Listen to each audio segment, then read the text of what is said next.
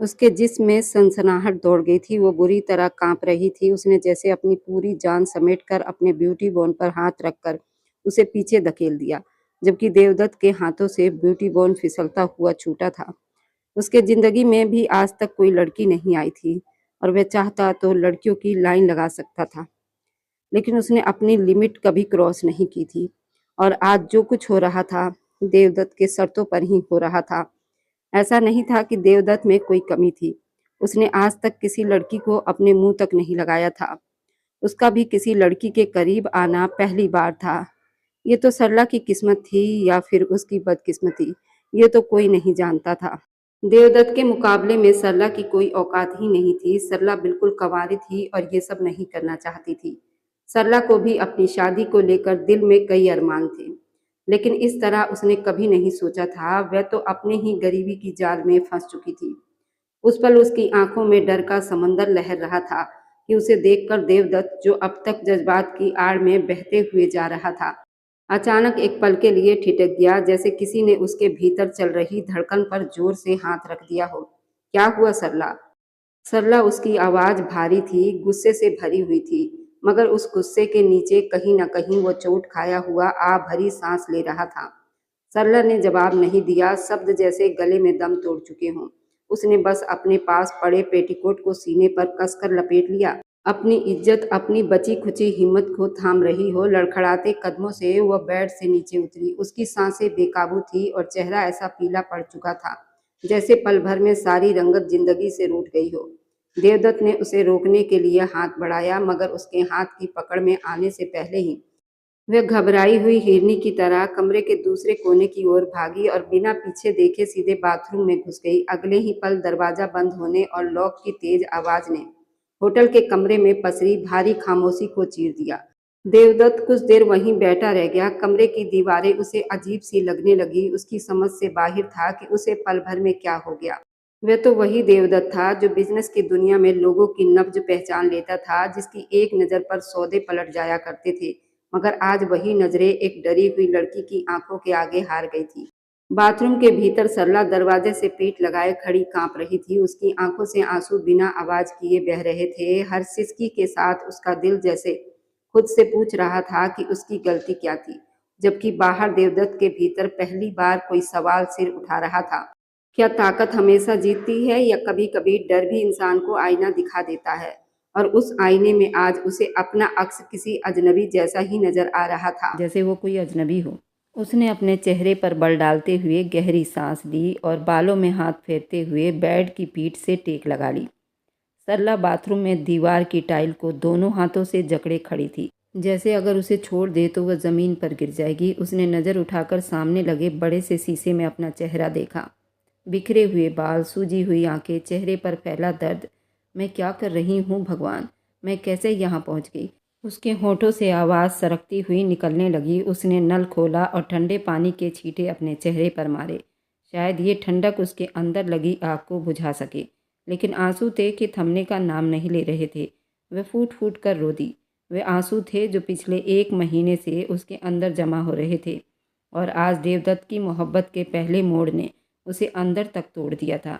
ये पहली बार था कि वह कोई मर्द उसके इतना करीब आया था।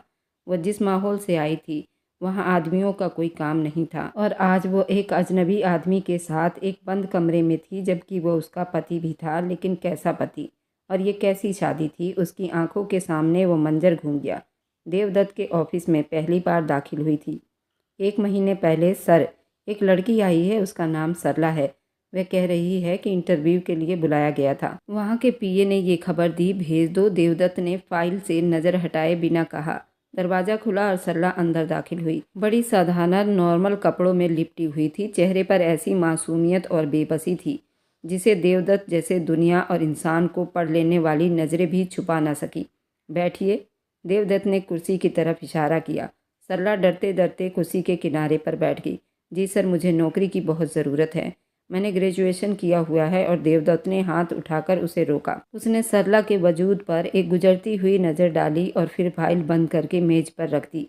उसकी गहरी काली आंखें सरला के चेहरे का जायजा ले रही थी। सरला, आपकी क्वालिफिकेशन अच्छी है, लेकिन मेरे ऑफिस में फ़िलहाल कोई जगह खाली नहीं है।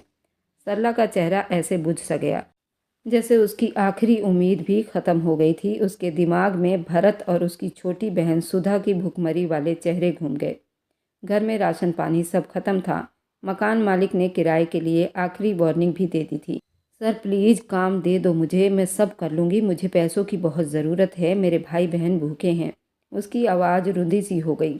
आंखों में आंसू तैरने लगे। देवदत्त अपनी कुर्सी पर पीछे हुआ कुछ देर उसे देखता रहा। उसने दुनिया देखी थी, चेहरे को पढ़ना जानता था।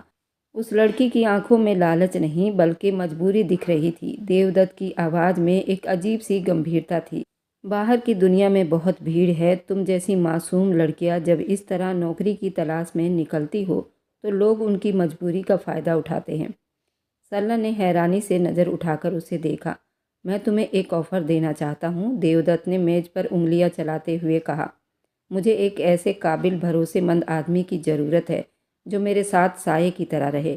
लेकिन समस्या ये है कि मैं बिजनेस ट्रिप पर अकेली लड़की को साथ नहीं रख सकता। दुनिया बातें बनाती है और मुझे शादी करने का कोई शौक़ नहीं, ना ही मेरे पास जज्बाती ड्रामों के लिए कोई टाइम है। सरला सुनती रही, दिल की धड़कन तेज हो रही थी। मैं तुम्हें 1 महीने के लिए कॉन्ट्रैक्ट पर रखना और शादी करना चाहता हूँ, लेकिन उसके लिए तुम्हें मुझसे शादी करनी होगी, सिर्फ कागजों की हद तक, ताकि तुम मेरे साथ सफ़र कर सको और मेरे घर पर रह सको। उसके बदले देवदत्त ने चेक बुक निकाली और एक नॉर्मल रकम लिखकर चेक उसके सामने रख दिया। 1 महीना मेरी शादी में रहोगी, तुम्हारे भाई बहन ज़िंदगी भर ऐश करेंगे, तुम्हें कभी नौकरी की ज़रूरत भी नहीं पड़ेगी।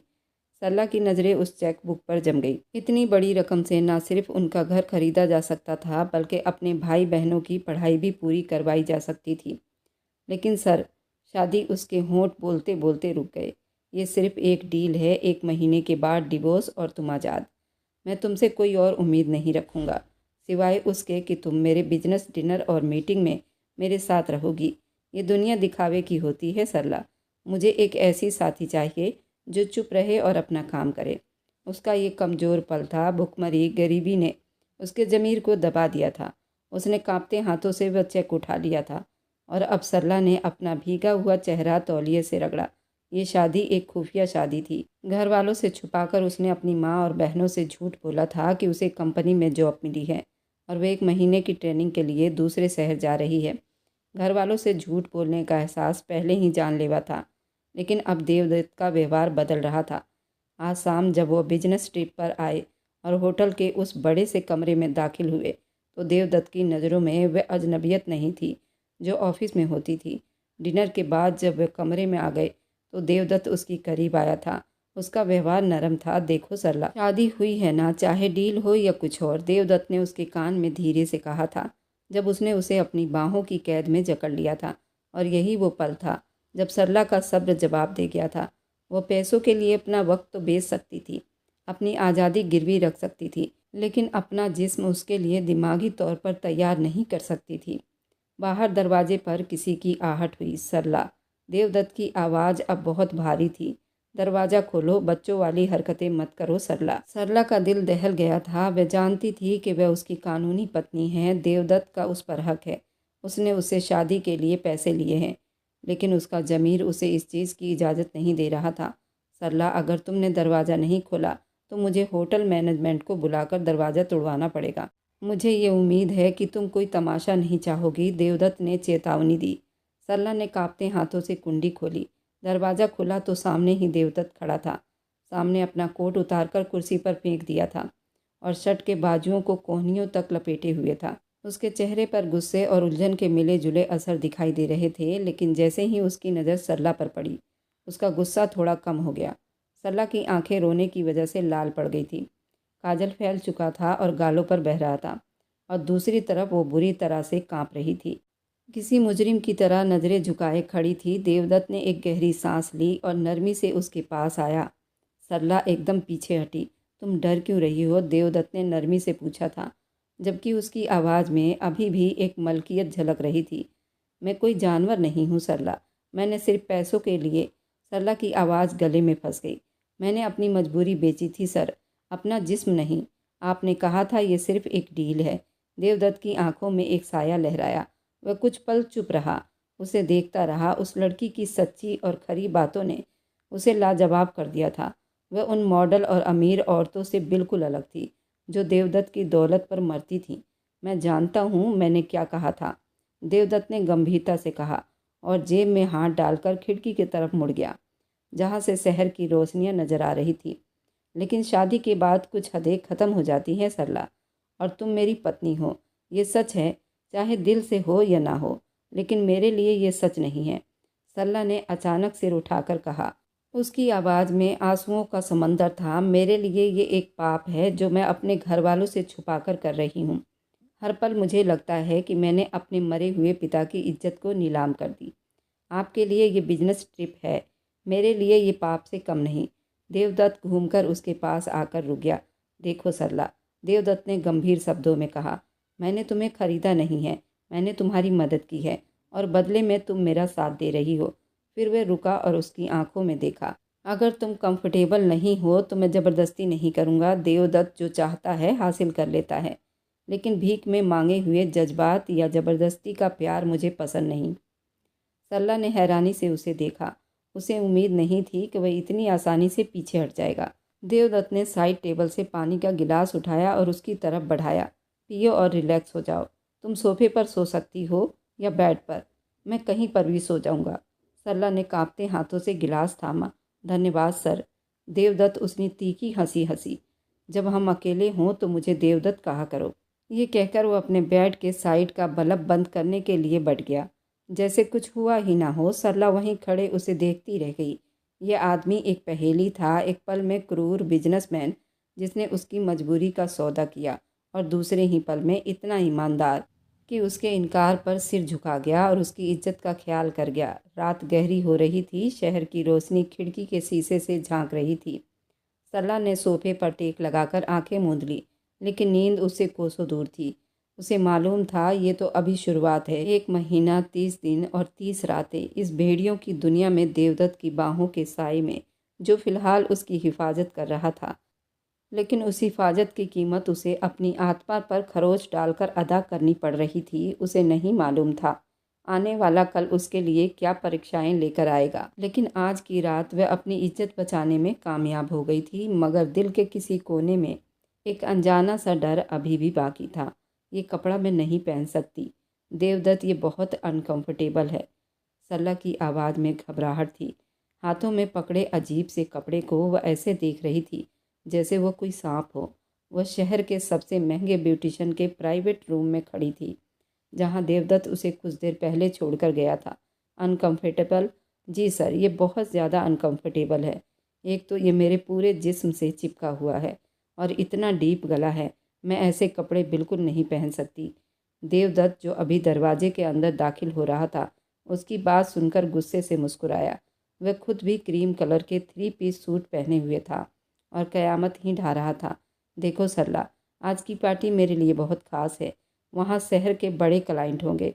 मैं नहीं चाहता कि मेरी पत्नी किसी वाहियात लड़की की तरह नजर आए। सर, ये बहुत ही अजीब कपड़ा है, इसे पहन लो। बहस का टाइम नहीं है मेरे पास। लेकिन इसका बाजू और गला, सरला ने रोनी सी शक्ल में कहा। उसने ज़िंदगी में कभी ऐसे कपड़े नहीं पहने थे और आज उसे ऐसा कपड़ा पहनने को कहा जा रहा था जो उसकी नज़र में बेशर्मी की हद थी। देवदत्त उसके करीब आया। उसकी आंखों में एक अजीब सा ठहराव था। तुम्हें याद है ना हमारी डील? तुम मेरी बात मानोगी और मैं तुम्हारे घर का खर्च चलाऊंगा। ये सिर्फ एक रात की बात है, एक एक्टिंग है सरला। जाओ और तैयार हो जाओ, मेकअप आर्टिस्ट तुम्हारा इंतजार कर रही है।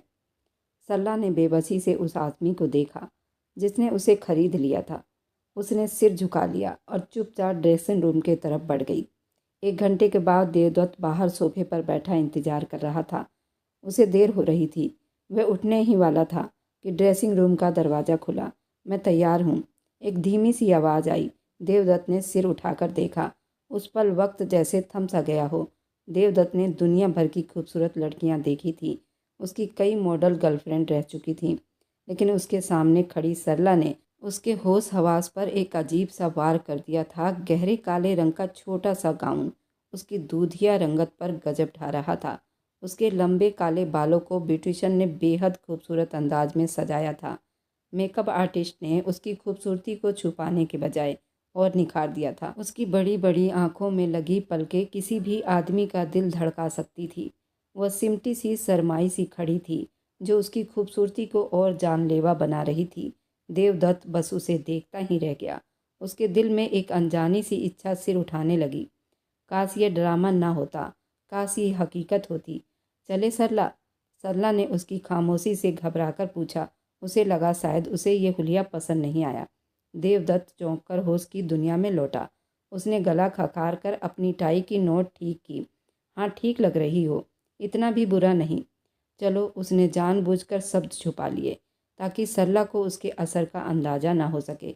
लेकिन जब वह उसके पास आई तो उसके बदन से उठती भीनी भीनी खुशबू ने एक पल के लिए उसे फिर मदहोश कर दिया।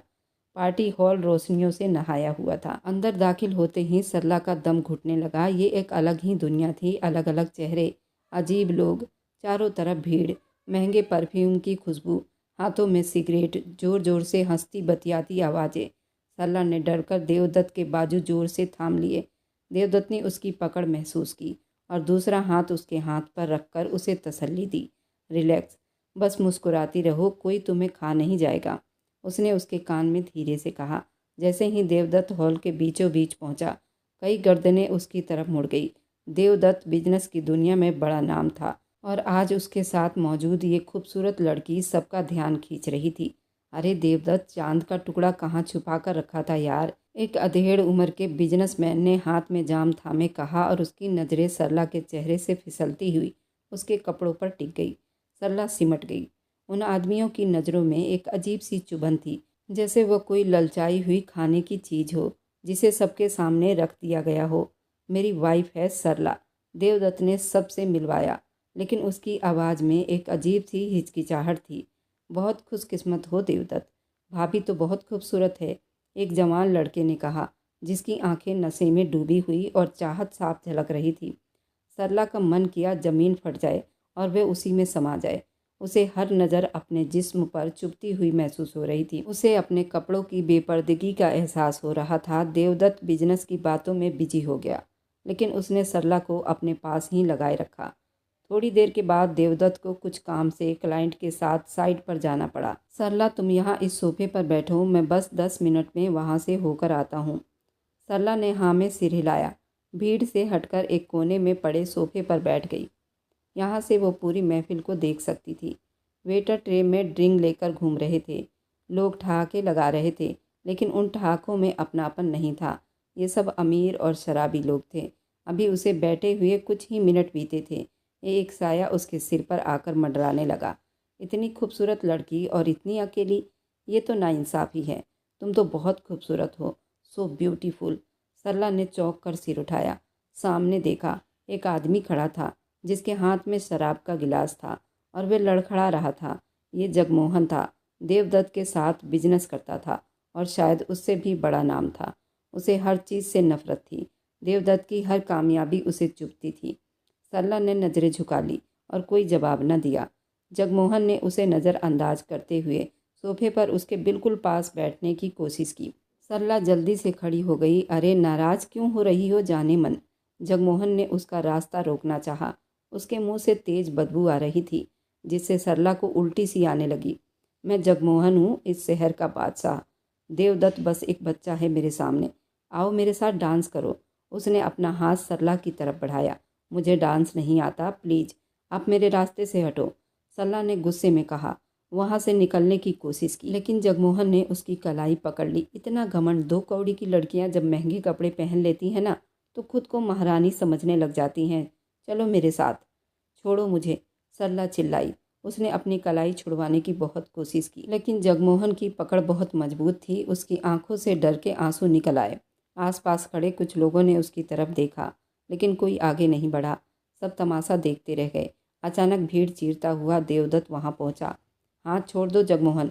देवदत्त की आवाज़ इतनी गरज थी कि म्यूजिक भी धीमा पड़ गया।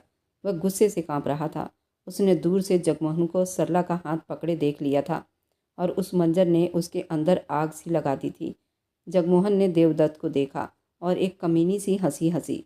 उसने सरला का हाथ छोड़ने के बजाय उसे झटके से अपनी तरफ खींच लिया। ओ देवदत्त, तुम आ गए? बड़ा अच्छा माल ढूंढ कर लाए हो इस बार। क्या रेट है इसका? मुझे भी बताओ, मैं डबल पेमेंट करूँगा। क्या है इस लड़की में जो तुम इतना भड़क रहे हो? एक आम सी सेक्रेटरी ही तो है। ये सब सुनते ही सरला का रंग उड़ गया। उसके पैरों तले से जमीन खिसक गई। उसे लगा जैसे किसी ने भरी महफिल में उसे थप्पड़ मार दिया हो। उसकी आंखों से टप टप आंसू गिरने लगे। देवदत्त का सब्र अब टूट गया था। Shut up! और अगले ही पल उसका भारी मुक्का जगमोहन के जबड़े पर पड़ा। जगमोहन लड़खड़ाकर पीछे गिरा और साथ ही टेबल पर रखे शीशे के गिलास चकनाचूर हो गए। हॉल में पूरा सन्नाटा छा गया। म्यूजिक बंद हो चुका था। सबकी सांस थम गई थी। देवदत्त आगे बढ़ा। जगमोहन के गिरेबान को अपने मुट्ठी में जकड़कर उसे उठाया। उसकी आंखें अंगारों की तरह दहक रही थी। अपनी बकवास जुबान पर लगाम दो, वरना मैं इसे खींच लूँगा। देवदत्त की आवाज़ में ऐसी गूंज थी कि जगमोहन का नशा उतरता हुआ महसूस हुआ। जिस लड़की के बारे में तुम बकवास कर रहे हो वह कोई सेक्रेटरी नहीं है, वो मेरी पत्नी है।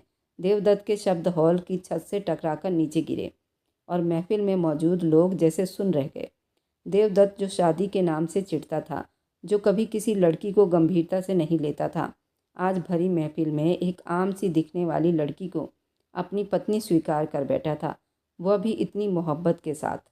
सरला जो डर से कांप रही थी, देवदत्त के मुंह से ये सब सुनकर पत्थर सी हो गई। उसने हैरान आश्चर्य से देवदत्त की पीठ को देखा। वह आदमी जो उसे कह रहा था कि ये सिर्फ एक डील है, आज उसकी इज्जत के लिए तूफान से टकरा गया था।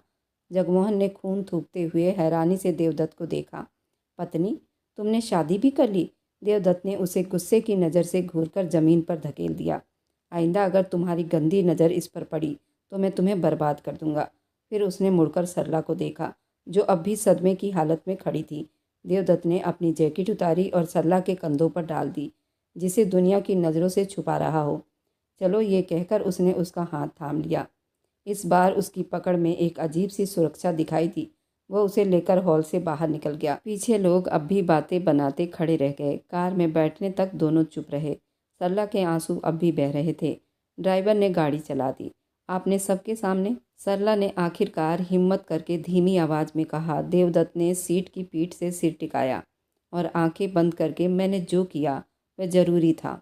मेरी चाहत पर मेरी इजाज़त के बिना कोई नज़र डाले, ये मैं बर्दाश्त नहीं करता। उसने मेरी चाहत कहा, मेरी पत्नी नहीं, लेकिन सरला के लिए इतना ही काफ़ी था कि उस अजनबी आदमी ने उसकी इज्जत बचा ली थी। सरला देवदत्त के चेहरे को देखती रही, जो अंधेरे में और भी अजीब लग रहा था। आज रात उसने देवदत्त का एक और रूप देखा, एक ऐसा रूप जो डरावना भी था और किसी हद तक भरोसे लायक भी था। रात का आखिरी पहर था। पार्टी से वापसी के बाद दोनों के बीच एक अजीब सी खामोशी छाई हुई थी। सरला शीशे के सामने खड़ी अपनी ज्वेलरी उतार रही थी, लेकिन उसके हाथ कांप रहे थे। उसकी नज़रें बार बार आईने में अपने चेहरे पर पड़ रही थी, लेकिन दिमाग में वही मंजर घूम रहा था जब देवदत्त ने जगमोहन के गिरेबान पर हाथ डाला था और कहा था, ये मेरी पत्नी है। इस शब्द ने सरला के दिल के बंजर जमीन पर जैसे पहली बार बारिश करती थी। अचानक से उसे अपने पीछे देवदत्त का साया दिखाई दिया। वह चुपचाप उसके पीछे आकर रुक गया था। सरला का दिल जोर से धड़क उठा था। उसने पलटना चाहा, लेकिन देवदत्त ने नरमी से उसके कंधे पर हाथ रखकर उसे वहीं रोक लिया। थक गई हो? देवदत्त की आवाज़ धीरे से उसके कानों में टकराई। उसके शब्दों में वही अपनापन था जो आज तक नहीं था। जी, सरला ने बड़ी मुश्किल से जवाब दिया। देवदत्त ने उसके कंधे पर गाउन की स्ट्रिप को जरा सी ठीक की। सरला की सांस रुक गई। वह पीछे हटना चाहती थी, लेकिन आज मना नहीं कर पाई। उसकी आंखों के सामने बार बार देवदत्त का वही गजबनाक चेहरा आ रहा था, जो उसकी इज्जत के लिए दुनिया से लड़कर आया था। उसे एहसास होने लगा था कि अब उसका कोई है जो उसकी ढाल बनकर खड़ा है। सरला का आत्मविश्वास पिघलने लगा था। वह आदमी जो उसे हमेशा एक सौदागर लगता था, आज उसे अपना अपना सा लग रहा था। देवदत्त ने उसकी खामोशी को उसकी रजामंदी समझी। उसने उसे अपनी तरफ मोड़ा। सरला ने नज़रें झुका ली। उसके गालों पर शर्म की लाली फैल गई। जब देवदत्त ने उसे अपनी बाहों में जोर से जकड़ लिया, तो इस बार सरला ने आंखें मूंद ली, अपना सिर उसके सीने पर टिका दिया। उस रात वे दो अजनबी नहीं रहे। उसे लिए वो बिस्तर पर आया था और बिस्तर पर लिटाते ही उसके गर्दन पर अपने होंठ रख चुका था। सरला का दिल बेकाबू धड़क रहा था, लेकिन वे आज कुछ कहने वाली नहीं थी। सरला ने अपने कांपते जिस्म और झुकी पलकों से उसे अपने जिस्म पर ही छोड़ दिया। वह कांप रही थी। देवदत्त धीरे धीरे उसके होंठ पर भी अपनी पकड़ जमा गया था। वह भी इतना हैंडसम जवान था कि सरला ने उसे अपने जिस्म को उसके हवाले कर दिया। उसने पीने दिया। वह घंटों उसके होठों पर ही लगा रहा। धीरे से उसके अनकंफर्टेबल कपड़ों के जिप के तरफ आया जो साइड में लगा हुआ था। उसे अपने दांतों से सरकाते ब्यूटी बॉर्न पर आ चुका था। सरला अब बड़ी जोर से सिसकियां और आहें भर रही थी, जो देवदत्त के लिए सुलगती आग से कम नहीं था।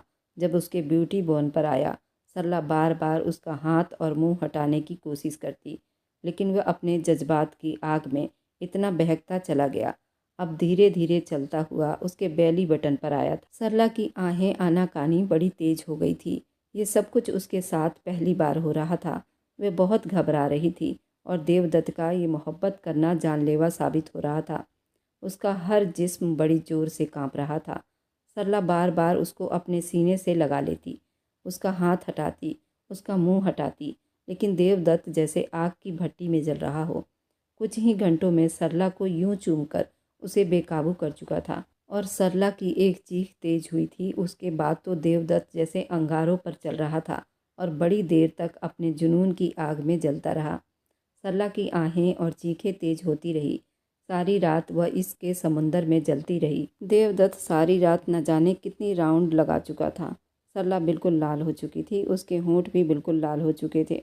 उसके ब्यूटी बॉर्न में अब हल्की सी जलन हो रही थी, लेकिन अब सरला भी बहुत सुकून में थी। उसे देवदत्त की मोहब्बत ने सुकून पहुंचाया था, पर सरला को उस पर विश्वास हो रहा था।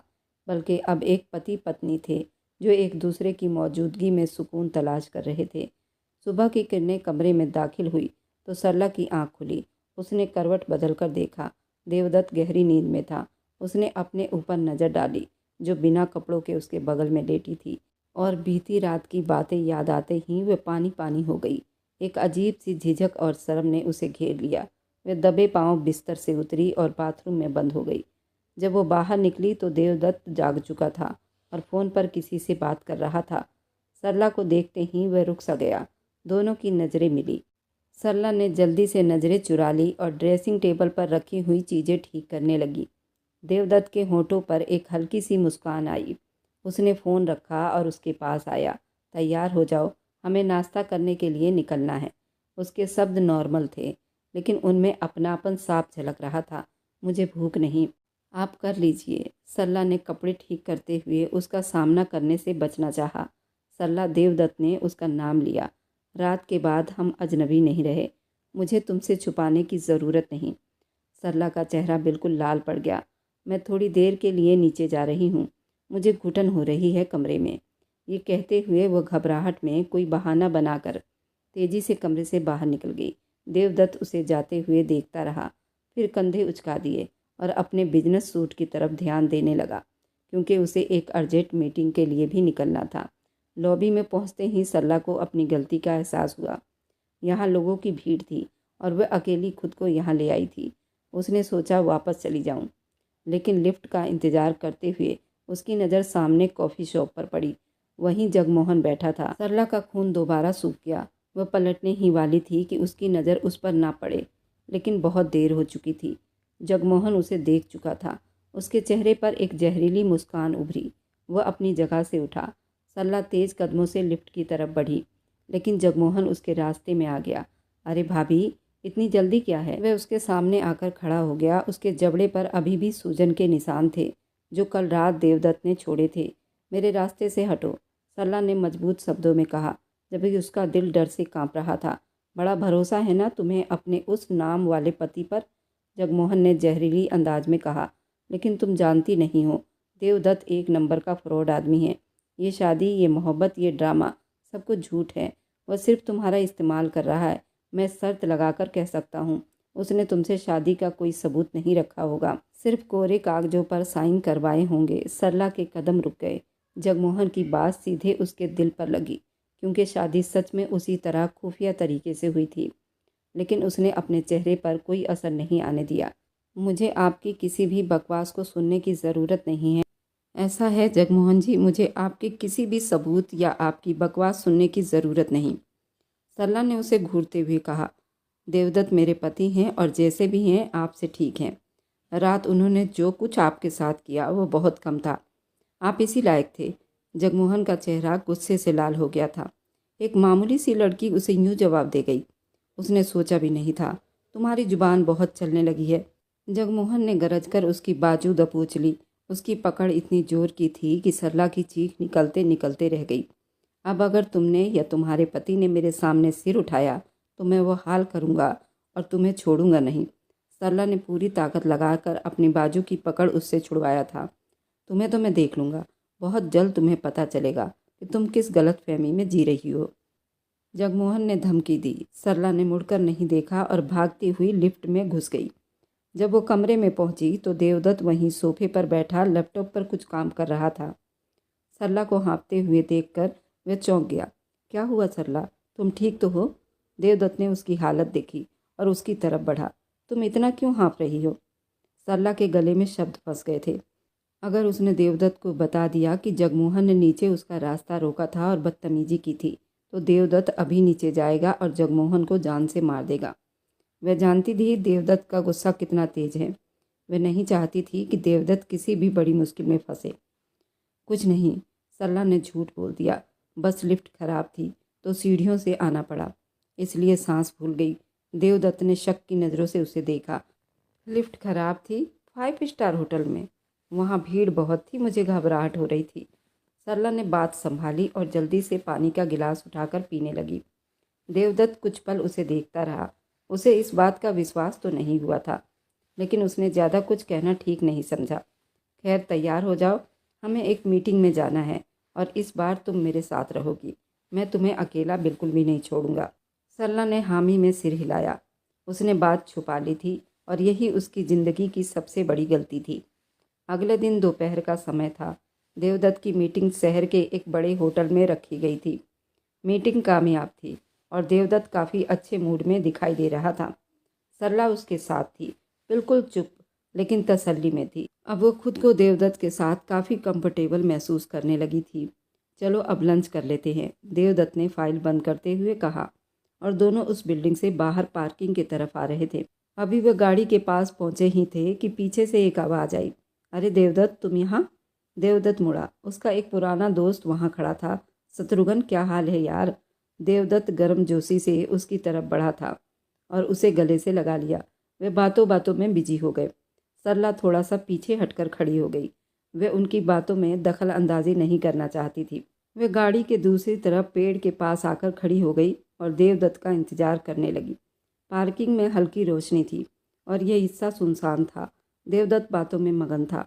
उसका मुंह सरला की तरफ नहीं था। सरला ने अपना फ़ोन निकालकर टाइम देखा। अचानक उसे महसूस हुआ कि उसके पीछे कोई है। इससे पहले कि वो मुड़ती या कुछ कर पाती, एक मजबूत हाथ ने पीछे से उसका मुंह दबोच लिया। एक अजीब सी कड़वी गंध उसकी नाक से टकराई। सरला ने तड़पकर खुद को छुड़ाने की बहुत कोशिश की, लेकिन उस पकड़ने वाले की पकड़ बहुत तेज थी। उसने देवदत्त की तरफ हाथ बढ़ाना चाहा, उसे बुलाना चाहा, लेकिन आवाज़ गले में अटक कर रह गई। उसकी आंखों के सामने अंधेरा छाने लगा। आखिरी मंजर जो उसने देखा था वो देवदत्त का ठहाका लगाता हुआ चेहरा था। वह अपने दोस्त से बात कर रहा था, इस बात से बेखबर कि उसकी दुनिया पलटने वाली है। उसके हाथ से महंगा पर्स छूटकर ज़मीन पर गिर गया। पकड़ने वाले ने उसे घसीटकर करीब ही खड़ी एक वैन में डाला। वैन का दरवाज़ा जल्दी से बंद हुआ और गाड़ी वहाँ से रफू चक्कर हो गई। ये सब कुछ ही सेकंड में हुआ था। इधर देवदत्त ने दोस्त से बातचीत ख़त्म की। अच्छा यार, फिर मिलते हैं, मेरी वाइफ इंतज़ार कर रही है। वो मुस्कुराते हुए मुड़ा। सरला, चलो। उसके शब्द वहीं गले में ही रह गए। जहाँ सरला खड़ी थी वहाँ अब सिर्फ खाली जगह पड़ी थी।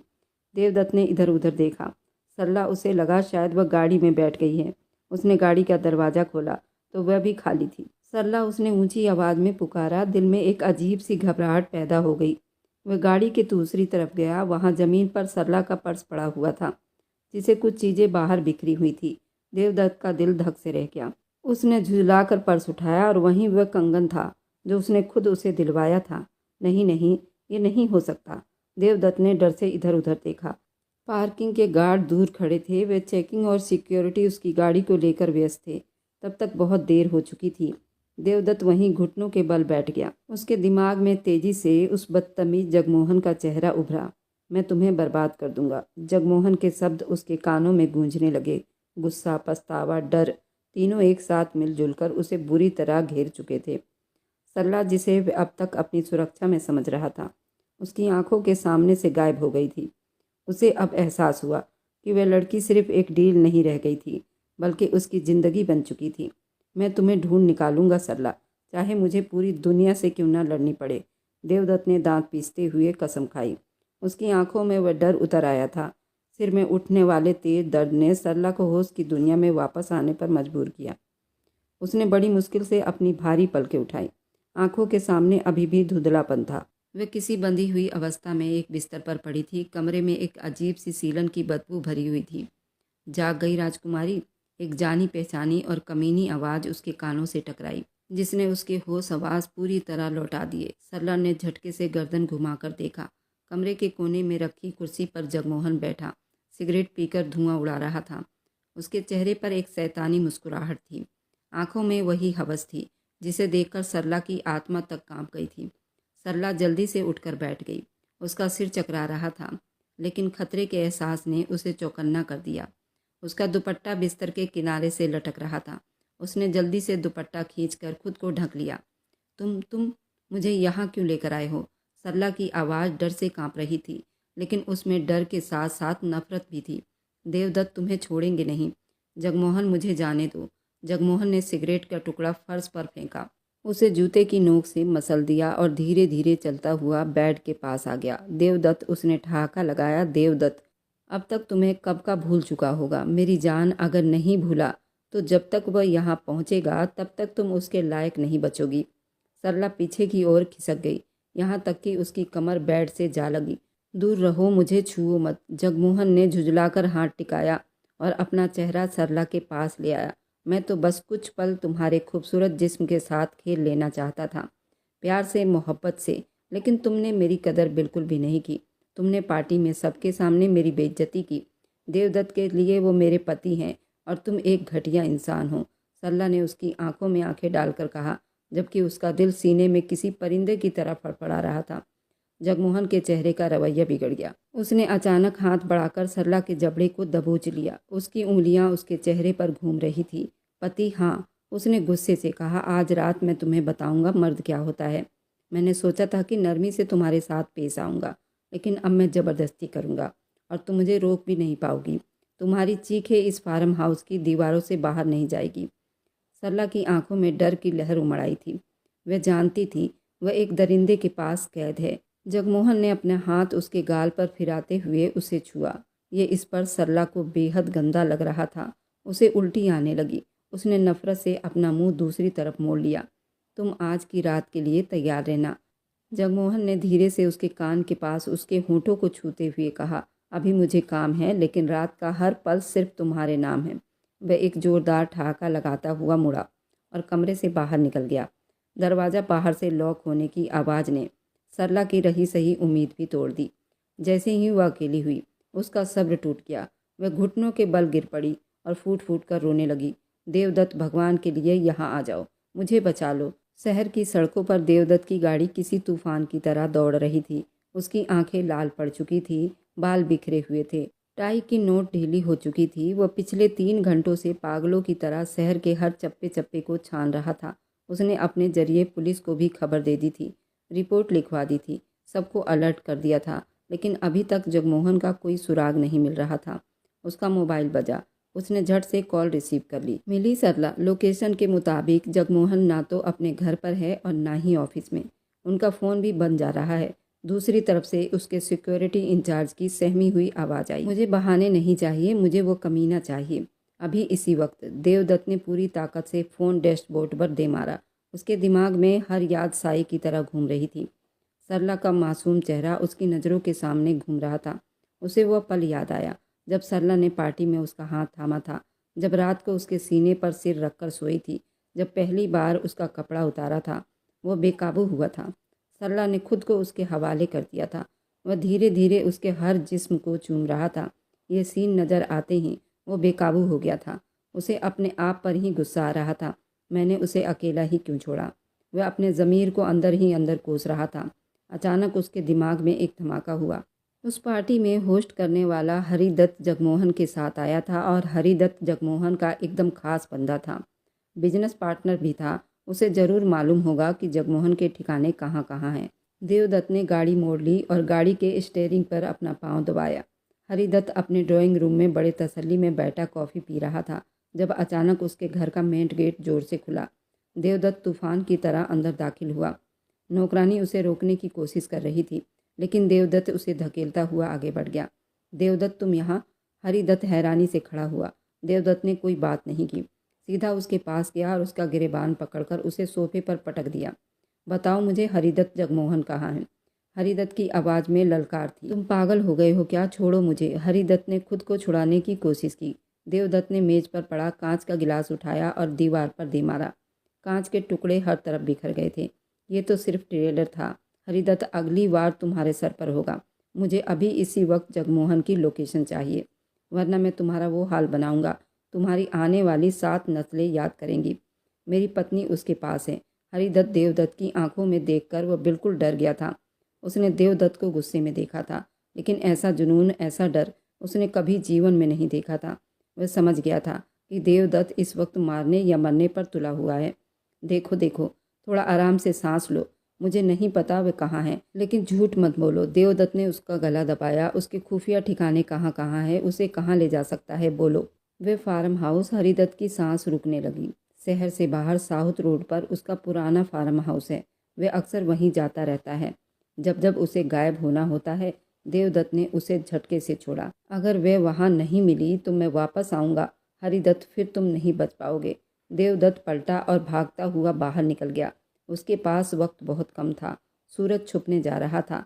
रात का अंधेरा फैलने वाला था, जो सरला के लिए किसी कयामत से कम नहीं था। फार्म हाउस वीराने में था। चारों तरफ ऊंची ऊंची दीवारें, घने पेड़ थे। रात गहरी हो चुकी थी। सरला कमरे के कोने में सिमटी बैठी थी। उसकी नज़रें दरवाजे पर जमी हुई थी। हर जाते हुए पल के साथ उसकी धड़कनें बंद हो जाती थी। बाहर कुत्ते भौंकने की आवाज़ आ रही थी, जो माहौल को और ज़्यादा डरावना बना रही थी। अचानक कदमों की आवाज़ आई। सरला का दिल गले में आ गया। दरवाजे का लॉक खुला। जगमोहन अंदर दाखिल हुआ। उसने कपड़े बदल लिए थे और अब और ज़्यादा खतरनाक लग रहा था। उसके हाथ में शराब का गिलास था। उसने दरवाज़ा अंदर से लॉक किया और चाबी अपने जेब में डाल ली। इंतज़ार की घड़ियां अब ख़त्म हो चुकी है मेरी जान। जगमोहन मुस्कुराया और धीरे धीरे उसकी तरफ बढ़ रहा था। खबरदार, आगे मत आना। सरला खड़ी हो गई। उसने कांपते हाथों से करीब पड़ी शराब की बोतल उठा ली। अगर मेरे पास आए तो मैं खुद को मार लूँगी। जगमोहन जोर से हंसा। अरे वाह, देखो तो सही, बिल्ली के तो पंजे निकल आए। मुझे ऐसे ही जंगली बिल्लियाँ बहुत पसंद है। वह तेज़ी से आगे बढ़ा। सरला ने कांच के टुकड़े उसकी तरफ फेंके, लेकिन जगमोहन ने हाथ से रोक लिया। बोतल ज़मीन पर गिर पड़ी, टूट गई। अगले ही पल जगमोहन ने सरला की कलाई पकड़ी और उसे अपनी तरफ खींच लिया। छोड़ो मुझे, कमीने इंसान। सरला ने चीख कर उसके सीने पर मुक्के बरसाने शुरू किए, लेकिन उसकी ताकत जगमोहन के मुकाबले में कुछ भी नहीं थी। चीखो जितना चीखना चाहती हो, मुझे तुम्हारी चीखें सुनने का बहुत शौक है। जगमोहन ने उसे बेड के ऊपर धक्का दिया। सरला गिरते गिरते संभली। उसका दुपट्टा जगमोहन के हाथ में रह गया। वह डर से कांप रही थी। जगमोहन उसके पास आया, उसे दबोचने की कोशिश की। सरला ने पूरी ताकत से अपने आप को बचाने की कोशिश की। जगमोहन के चेहरे पर नाखून लगते ही खून की लकीरें बन गई। तुम्हारी ये हिम्मत! जगमोहन गुस्से से पागल हो गया। उसने सरला को बालों से पकड़कर झटका दिया। अब मैं तुम्हें नहीं छोड़ूंगा। सरला की आंखों से आंसू बह रहे थे। हे भगवान, मेरी मदद करो, भेजो देवदत्त को। तुम कहाँ हो? मुझे बचा लो। जगमोहन ने उसे बिस्तर पर पटक दिया और उसकी तरफ झुका। सरला ने आंखें बंद कर ली। उसे लगा अब सब कुछ खत्म हो गया। अचानक कमरे का भारी दरवाज़ा एक डरावने धमाके से खुला। कमरे का लॉक टूटकर जाकर दूर गिरा। जगमोहन चौंक कर मुड़ा। दरवाजे के बीचों बीच धुएं और मिट्टी के गुब्बार में देवदत्त खड़ा था। उसका सीना तेजी से ऊपर नीचे हो रहा था। शर्ट पसीने से भीगी हुई थी। आंखों में ऐसा खून उतर आया जो सब कुछ भस्म कर देने को तैयार था। देवदत्त जगमोहन के मुंह से बेकाबू निकल पड़ा। वे बिल्कुल सुन्न होकर पीछे हटा। सरला ने आंखें खोली। सामने देवदत्त को देखकर उसे अपनी आंखों पर विश्वास नहीं हुआ। वह कांपते हुए उठी। देवदत्त की नज़रें सरला पर पड़ी। उसके बिखरे बाल, फटे हुए कपड़े, चेहरे पर निशान। देवदत्त के अंदर का जानवर जाग उठा। जगमोहन देवदत्त एक जख्मी शेर की तरह दहाड़ा। एक ही सेकंड में उस तक पहुंचा। देवदत्त ने उसे कॉलर से पकड़कर उठाया और पूरी ताकत से दीवार के साथ दे मारा। जगमोहन का शरीर दीवार से टकराया और फिसलता हुआ जमीन पर गिर पड़ा, लेकिन देवदत्त रुकने वाला नहीं था। उसने जगमोहन को जमीन पर गिराकर उसके ऊपर बैठकर मुक्कों की बरसात कर दी। मैंने कहा था ना मेरी चीज को हाथ मत लगाना। देवदत्त हर शब्द के साथ उसके मुंह पर मुक्के मार रहा था। तुमने मेरी पत्नी को छूने की हिम्मत कैसे हुई? कैसे जगमोहन? जगमोहन का चेहरा खून से लाल पड़ चुका था। बेतहासा हाथ पांव चल रहे थे, लेकिन देवदत्त का गुस्सा आसमान छू रहा था। सरला, जो अभी तक सदमे में थी, देवदत्त की हालत देखकर डर गई। उसे लगा जैसे देवदत्त उसे जान से मार देगा। देवदत्त, रुक जाइए प्लीज। वह रोते हुए आगे बढ़ी और देवदत्त के बाजू को पकड़ लिया। सरला के प्यार ने देवदत्त को जैसे होश में ला दिया। उसका उठा हुआ हाथ हवा में ही रुक गया। उसने नीचे जगमोहन को देखा, जो बेहोश हो चुका था। फिर उसने मुड़कर सरला को देखा। सरला बुरी तरह कांप रही थी। देवदत्त उसे छोड़कर खड़ा हुआ। उसने आगे बढ़कर सरला को अपनी बाहों में समेट लिया। मैं आ गया हूँ सरला, मैं आ गया हूँ, मैं कुछ नहीं होने दूंगा तुम्हें। देवदत्त की आवाज़ भराई थी। वह उसे इतनी मजबूती से थामे हुए था जैसे उसे विश्वास दिला रहा हो कि अब कोई छू भी नहीं सकता।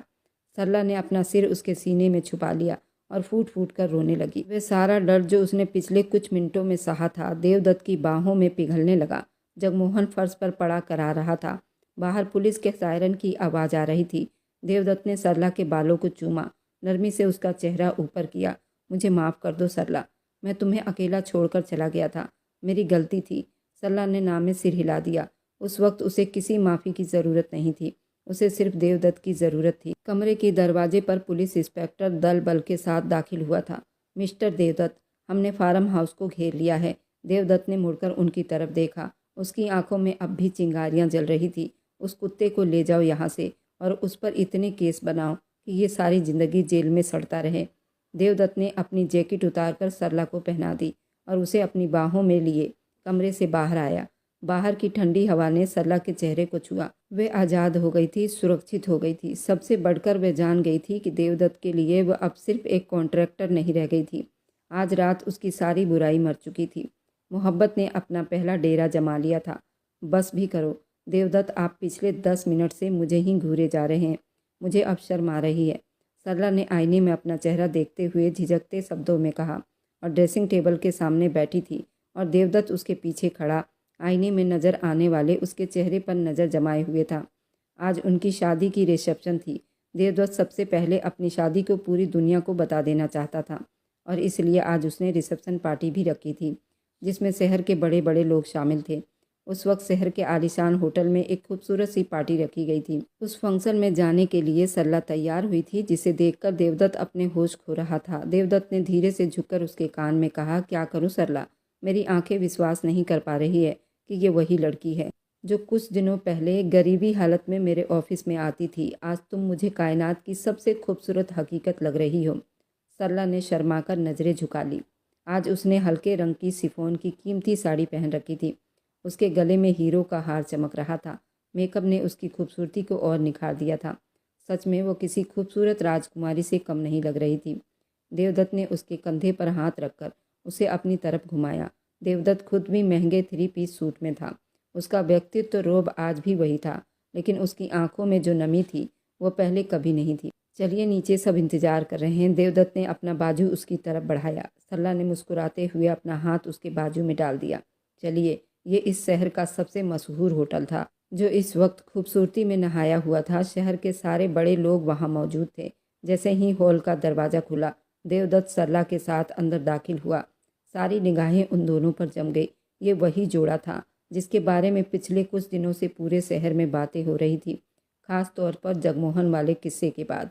लेकिन आज देवदत्त ने सरला का हाथ इतने गर्व से पकड़ा हुआ था कि किसी की भी हिम्मत नहीं थी कि कोई उससे कुछ कह सके। स्टेज के पास देवदत्त के माँ बाप, खास तौर पर उसकी दादी, सब बैठे थे। दादी व्हील चेयर पर थी और परिवार में सबसे बड़ी समझी जाती थी। उनके चेहरे पर आज अलग ही रौनक थी। देवदत्त सरला को लेकर सीधा दादी के पास गया। दादी, ये रही आपकी बहू, सरला ने मुस्कुराते हुए कहा। सरला ने प्यार से झुककर दादी के पैर छुए। उसके दिल की धड़कन तेज थी। पता नहीं ये परिवार उसे स्वीकार करेगा या नहीं, क्योंकि वह एक गरीब घर से आई थी और ये लोग बहुत अमीर थे। लेकिन दादी ने कांपते हाथों से सरला का चेहरा थामा। उनकी आंखों में आंसू आ गए। जीती रहो मेरी बच्ची। भगवान तुम्हें हर किसी की बुरी नज़र से बचाए। दूधो फलो और हमेशा खुश रहो। इतनी मासूमियत, इतना नूर, ऐसी बहू के लिए तो तरस गई थी। देवदत्त की माँ ने भी आगे बढ़कर सरला को गले से लगाया, उसके माथे पर किस किया। बहुत बहुत स्वागत है बेटा, तुमने हमारे बेटे को बदल दिया। इसके लिए हम तुम्हारे बहुत आभारी रहेंगे। सरला की आंखों में खुशी के आंसू तैरने लगे। जिस नफरत और रिजेक्ट किए जाने का उसे डर सता रहा था, वे एक पल में ख़त्म हो गया। उसे एहसास हुआ कि गरीबी पैसों से नहीं, प्यार से मापी जाती है। आज प्यार उस पर मेहरबान था। हर चीज़ सरला के लिए जैसे मुस्कुरा रही थी। वह खुद भी अपनी किस्मत पर नाच कर रही थी। सरला की माँ, बहन, भाई भी मुस्कुराते चेहरों के साथ करीब मौजूद थे। खाने के बाद जब मेहमानों की भीड़ कम हो गई तो देवदत्त सरला को हॉल से बाहर अपने कमरे की तरफ ले आया। हल्की रोशनी थी, बाहर चांदनी रात फैली हुई थी और ये माहौल बेहद खूबसूरत लग रहा था। वे दोनों बालकनी में बैठ गए। कुछ देर चुप्पी छाई रही। दिन बहुत सुकून भरा था। सरला ने धीरे से उसे पुकारा, हाँ। देवदत्त ने उसके हाथ की मेहंदी की लकीरों को अपनी उंगलियों में थाम लिया। उंगली से टटोल रहा था। मेरे दिल में एक सवाल है जो मुझे बहुत बेचैन कर रहा है, सरला ने हिचकिचाते हुए कहा। वो ये बात पूछने से डर रही थी, कहीं ये खूबसूरत पल खराब न हो जाए, लेकिन सच जानना जरूरी था। देवदत्त ने सिर उठाकर उसे देखा। पूछो, अब हमारे बीच कोई पर्दा नहीं। सरला ने गहरी सांस ली। आपके पास दौलत की कोई कमी नहीं थी, ना लड़कियों की।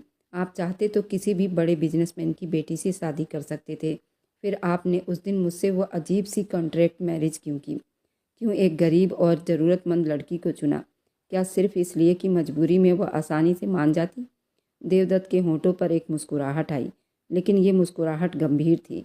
वह उठा और चुपचाप उसके पास जाकर खड़ा हो गया। कुछ पल वह सामने फैली हुई पानी को देखता रहा, फिर बोला, तुम्हें लगता है कि मैंने तुम्हारी मजबूरी का फ़ायदा उठाया? देवदत्त ने नरमी से कहा, हाँ, शायद शुरुआत ऐसी ही थी, लेकिन उसकी वजह कुछ और थी। वह वापस आया और सरला के सामने घुटनों के बल बैठ गया। मेरे मरे हुए दादा की एक वसीयत लिखी थी। वे चाहते थे कि मैं आवारागर्दी छोड़कर जिम्मेदार बनूं। उनकी वसीयत के हिसाब से अगर मैं 25 साल की उम्र तक शादी नहीं करता तो मेरी सारी जायदाद, एक कंपनी या घर, सब कुछ ट्रस्ट के नाम चला जाता। मेरे हाथ कुछ भी नहीं आता। सरला हैरानी से उसे सुन रही थी। जायदाद? हाँ। देवदत्त ने हल्का सा सिर हिलाया। मेरी 25वीं सालगिरह में सिर्फ 1.5 महीना बाकी था जब तुम मेरे ऑफिस में आई थी। मैं शादी नहीं करना चाहता था। मुझे लगता था लड़कियां सिर्फ मेरे पैसों के लिए मेरे पीछे आती हैं। मुझे मोहब्बत पर भरोसा नहीं था, इसलिए जब मैंने तुम्हें देखा तो मेरे दिमाग में जल्दी से ये ख्याल आया, क्यों ना मैं तुमसे एक कॉन्ट्रैक्ट पर शादी कर लूँ। जायदाद मेरे नाम ट्रांसफ़र हो जाएगी और फिर कुछ साल के बाद मैं तुम्हें डिवोर्स देकर अपनी ज़िंदगी में वापस आ जाऊँगा। सरला का दिल धक से रह गया। तो ये सब जायदाद के लिए था? एक पल के लिए उसे लगा जैसे वह दोबारा उसी मुकाम पर खड़ी है जहाँ वह सिर्फ एक डील थी। देवदत्त ने उसके चेहरे पर बदलते भाव को पढ़ लिए। उसने मजबूती से सरला के दोनों हाथ थाम लिए। लेकिन सरला, ये सच अधूरा है। देवदत्त की आवाज़ में जज्बातों का तूफान था। हाँ, मैंने तुम्हें जायदाद के लिए चुना था, लेकिन फिर मैंने तुम्हारे साथ वक्त बिताया। देवदत्त की आंखों में नमी चमकने लगी। मैं जिस दुनिया में रहता हूँ सरला, वहाँ सब कुछ मिलता है, चेहरे, मुस्कुराहटें, सब कुछ, लेकिन सब प्लास्टिक के होते हैं। वहाँ औरतें खूबसूरत होती हैं, लेकिन उनमें वो बात नहीं होती जो घर को घर बनाती हैं।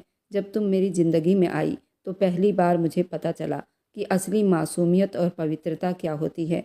तुम्हारा डरते डरते बात करना, अपनी इज्जत के लिए तड़पना, मेरी जरा सी परवाह पर खुश हो जाना। तुम्हारी सादगी ने मुझे तुम्हारा दीवाना बना दिया। मैंने अपने सर्कल में हजारों लड़कियां देखी, लेकिन तुम जैसी एक भी नहीं देखी। तुम्हारे अंदर इतनी हया, इतनी वफा। तुमने मुझे सिर्फ अपना पति नहीं बनाया, तुमने मुझे एक अच्छा इंसान बना दिया। सरला की आंखों से आंसू बहने लगे, लेकिन ये आंसू गम के नहीं थे। जिस रात जगमोहन तुम्हें ले गया था, देवदत्त की आवाज़ भारी हो उठी। उस रात मुझे एहसास हुआ कि अगर ये सारी जायदाद, ये सारी दौलत मेरे पास हो और तुम ना हो, तो मैं दुनिया का सबसे गरीब इंसान रहूँगा। मैं उस वसीयत को आग लगा सकता था सरला, लेकिन तुम्हें खोना बर्दाश्त नहीं कर सकता था। देवदत्त ने अपनी जेब से एक कागज़ निकाला, उसे सरला के सामने फाड़कर टुकड़े टुकड़े कर दिया। ये कॉन्ट्रैक्ट था। आज से कोई कॉन्ट्रैक्ट नहीं, कोई डील नहीं। आज से सिर्फ तुम हो और हमारी ज़िंदगी है। सरला को अपनी खुशकिस्मत पर यकीन नहीं आ रहा था। वह लड़की जो कुछ पैसों के लिए अपनी आज़ादी बेचने आई थी, आज उस पर एक आदमी की मोहब्बत की बारिश बन गई थी। जिसके लिए दुनिया तरसती थी, देवदत्त वह रोते हुए उसके गले लग गई। मुझे विश्वास नहीं हो रहा, भगवान ने मुझे इतना कुछ दे दिया जिसकी मैं हकदार भी नहीं थी। देवदत्त ने उसे अपनी बाहों में ले लिया और आसमान की तरफ देखा, जहाँ चांद पूरी चरम सीमा पर चमक रहा था। तुम उससे भी ज़्यादा खूबसूरत हो मेरी जान। तुमने मेरे घर को नहीं, मेरे दिल को भी पूरा कर दिया। दूर कहीं म्यूजिक बज रहा था, लेकिन यहाँ उस खामोशी में दो दिल हमेशा के लिए एक हो चुके थे। वह रिश्ता जो अब तक मजबूरी और सौदे से शुरू हुआ था, एक मोहब्बत में बदल गया था। अगर आज की कहानी आपको अच्छी लगी है तो आगे की और आने वाली सारी दिलचस्प रोमांटिक कहानियों के लिए मेरे चैनल को लाइक और सब्सक्राइब करते जाएं।